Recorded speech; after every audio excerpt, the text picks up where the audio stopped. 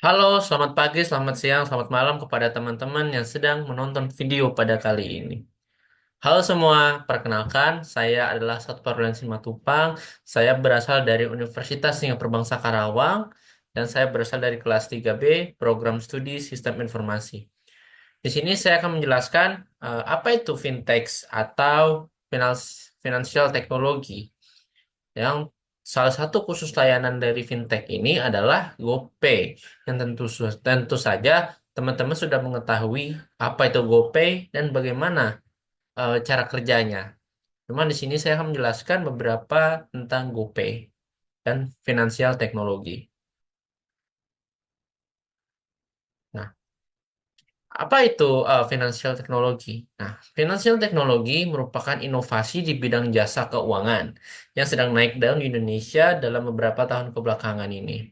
Fintech ini bisa memberi layanan secara praktis, efisien, dan juga ekonomis. Sebenarnya apa yang membedakan finansial teknologi dengan bank konvensional maupun bank digital lain yang memiliki layanan serupa dengan fintech ini? Nah, perbedaan yang utama adalah fintech tidak memiliki pajak. Nah, Eh, sebagian besar dari financial teknologi, salah satunya adalah GoPay, mengambil keuntungan dari setiap transaksi yang dilakukan pada aplikasi. Contohnya, sebagai perbandingan itu adalah jika kita mentransfer atau menggunakan pembayaran melalui bank digital, maka ketika kita menabung dalam bank tersebut, maka ada biaya bunga bulanan yang akan ditarik dari rekening kita. Sedangkan financial teknologi itu tidak.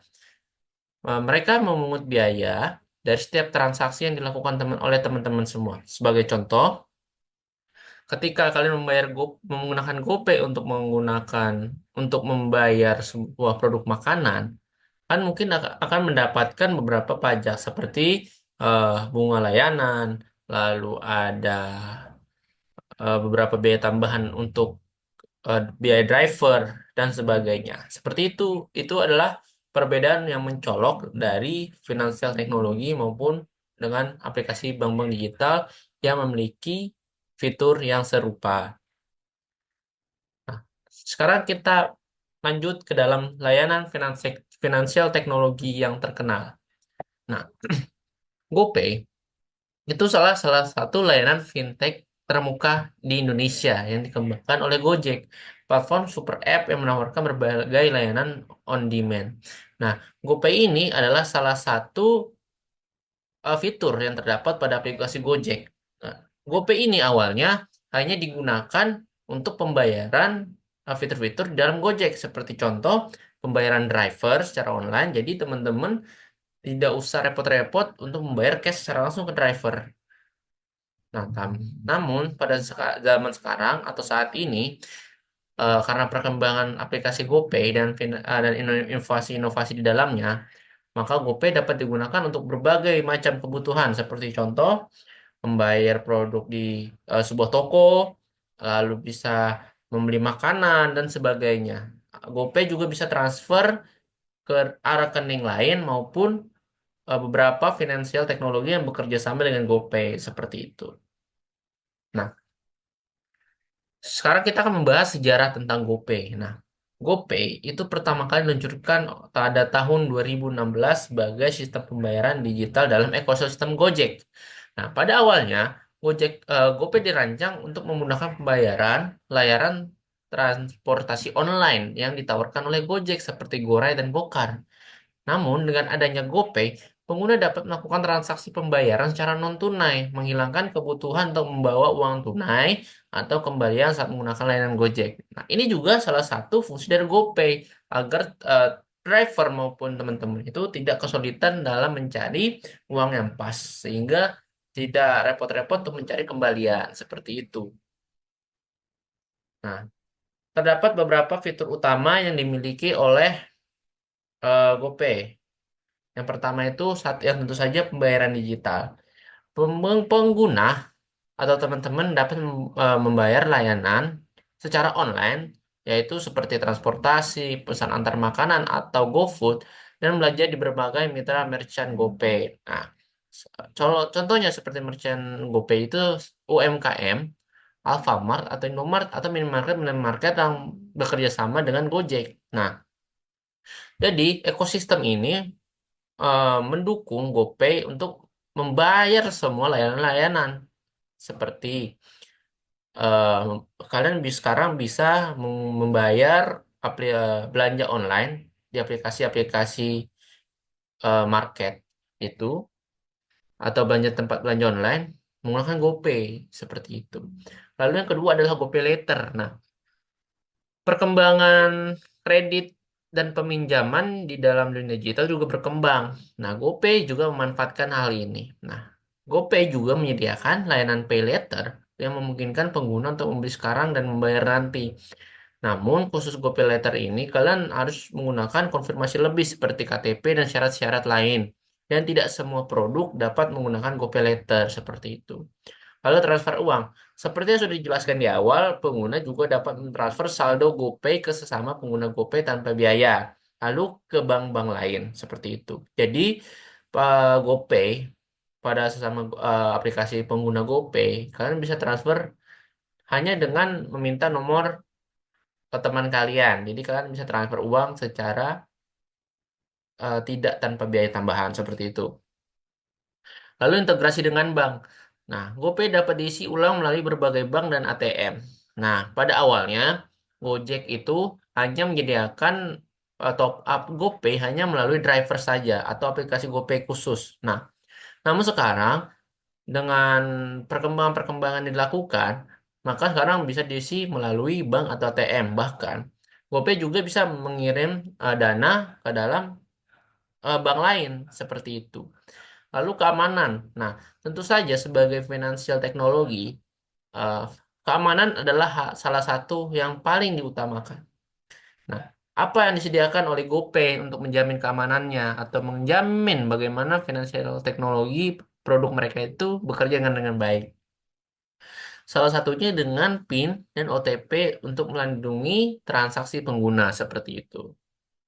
Nah, sebagai finansial teknologi yang berguna, tentu saja GoPay juga memberikan dampak ekonomi digital. Pertama adalah inklusi keuangan. GoPay membantu meningkatkan inklusi keuangan di Indonesia. Dengan apa? Dengan menjangkau masyarakat yang tidak memiliki akses bank. Jadi contoh, anak di bawah umur seperti SMP, SMA ingin menabung. Namun mereka bingung ingin menabung di mana. Nah, GoPay juga menyediakan layanan agar anak-anak tersebut dapat top up ke dalam GoPay dan menggunakannya seperti bank-bank yang lain. Tentu saja dengan batasan-batasan tertentu sesuai dengan kebijakan pemerintah. Lalu yang kedua adalah meningkatkan UMKM. Nah, UMKM banyak yang menjadi mitra GoPay, mempermudah transaksi tanpa uang tunai dan meningkatkan penjualan. Seperti contoh, ketika ada sebuah restoran eh, menyediakan pembayaran dengan GoPay, maka penjualan ada kemungkinan untuk meningkat. Mengapa? Karena semakin banyak pengguna GoPay, maka mereka tinggal scan menggunakan QRIS dan selesai membayar gitu. Tanpa harus konfirmasi-konfirmasi lebih, tidak harus ada kembalian dan sebagainya.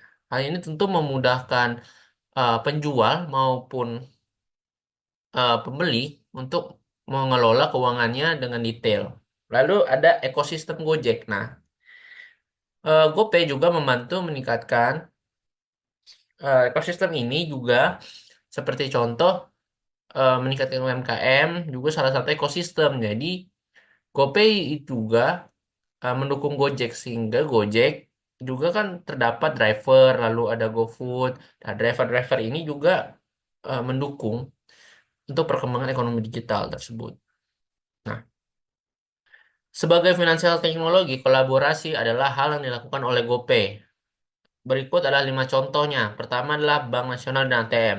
Seperti yang sudah saya jelaskan, kolaborasi yang dilakukan pihak GoPay dengan Bank Nasional atau ATM adalah seperti pengisian top up, lalu transfer antar bank seperti tersebut. Lalu OVO dan Dana. Nah, OVO dan Dana adalah salah satu saingan dari sebuah aplikasi GoPay.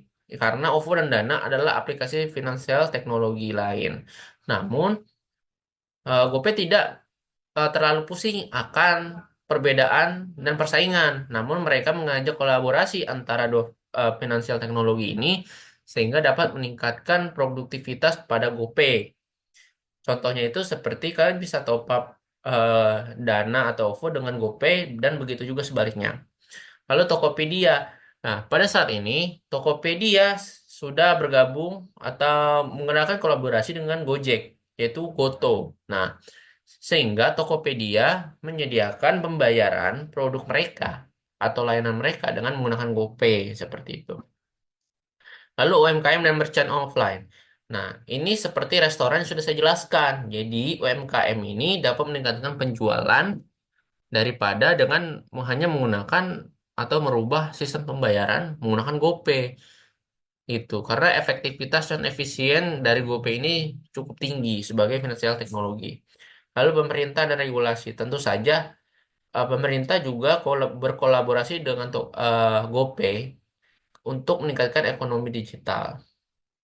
Nah, sebagai finansial teknologi yang sudah sangat berkembang dan terkenal pada saat ini, terdapat tantangan dan peluang yang harus dihadapi. Contohnya seperti tantangan. Tantangan apa yang dihadapi oleh GoPay? Nah, persaingan ketat dengan layanan finansial teknologi lain seperti OVO, Dana, dan ShopeePay, serta tantangan regulasi dari pemerintah. Jadi, GoPay tidak bisa semena-mena akan keputusan mereka maupun tentang tantangan-tantangan lain, halangan-halangan dari luar. Tapi terdapat juga peluang yang dapat dimanfaatkan oleh GoPay. Yang pertama, potensi besar untuk ekspansi ke layanan keuangan lain seperti investasi, asuransi, dan pinjaman mikro. Nah, setelah sampailah kita kepada akhir pembahasan kita tentang GoPay sebagai layanan finansial teknologi yang ada di Indonesia. Nah, kesimpulannya adalah GoPay telah berhasil menjadi pionir dalam layanan pembayaran digital di Indonesia yang sangat menawarkan kemudahan dan keamanan bagi penggunanya, serta membantu menggerakkan ekonomi digital melalui kolaborasi dengan berbagai sektor seperti UMKM, pemerintah, bank, bahkan salah satu tempat pembelanjaan online ya, seperti Tokopedia. Nah, dengan perkembangan-perkembangan dan inovasi yang terus dikembangkan, GoPay juga berpotensi untuk menjadi lebih dari sekedar alat pembayaran, tapi juga solusi keuangan lengkap bagi masyarakat umum. Nah, setelah sampailah kepada penghujung presentasi ini, saya Satpol Simatupang izin mengundurkan diri dan saya mengucapkan terima kasih kepada teman-teman yang sudah menonton video ini.